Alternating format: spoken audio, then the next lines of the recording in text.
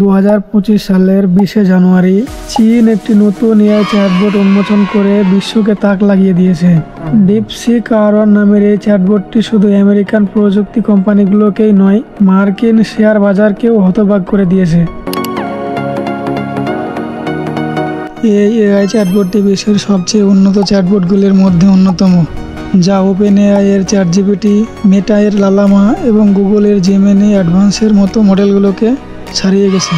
ডিপসিকের বিশেষত্ব হলো এটি বিশ্বের অন্যান্য চ্যাটবটগুলির তুলনায় অনেক বেশি কার্যকর। এটি তৈরি করতে খুব কম সময় এবং অর্থ খরচ হয়েছে।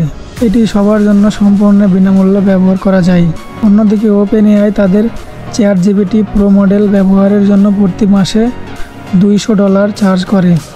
শুধু তাই না, ডিপসিককে প্রশিক্ষণ দিতে মাত্র $5.6 মিলিয়ন খরচ হয়েছে, যেখানে অন্যান্য আমেরিকান কোম্পানিগুলো কোটি কোটি ডলার খরচ করে।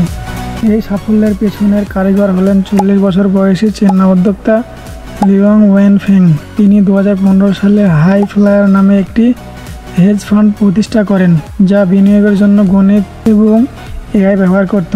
2019 সালে তিনি কৃত্রিম বুদ্ধিমত্তা অ্যালগরিদম গবেষণার জন্য হাই ফ্লায়ার এআই প্রতিষ্ঠা করেন। 2023 সালের মে মাসে তিনি তার হেজ ফান্ড থেকে উপার্জিত অর্থ দিয়ে একটি এআই মডেল তৈরির কাজ শুরু করেন। মাত্র 2 বছরের মধ্যে কয়েক মিলিয়ন ডলার খরচ করে তিনি ডিপসিক R1 মডেল তৈরি করেন। এই মডেলটি তৈরি করতে 200 জনের কম লোক কাজ করেছে, যাদের 95% এর বয়স 30 বছরের কম। ডিপসিকের আরেকটি উল্লেখযোগ্য দিক হলো এটি একটি চেইন অফ থট মডেল। এর মানে হলো যখন আপনি কোনো প্রশ্ন করেন, তখন এটি উত্তর দেওয়ার আগে বিভিন্ন সম্ভাব্য উত্তর নিয়ে চিন্তা করে এবং সবচেয়ে ভালো উত্তরটি খুঁজে বের করার চেষ্টা করে। আজকের ভিডিওটি এই পর্যন্তই। নতুন ভিডিও পাওয়ার জন্য আপনি অবশ্যই আমাদের চ্যানেলটি সাবস্ক্রাইব করে আমাদের পাশেই থাকবেন। অবশ্যই লাইক এবং কমেন্ট অ্যান্ড শেয়ার করতে ভুলবেন না।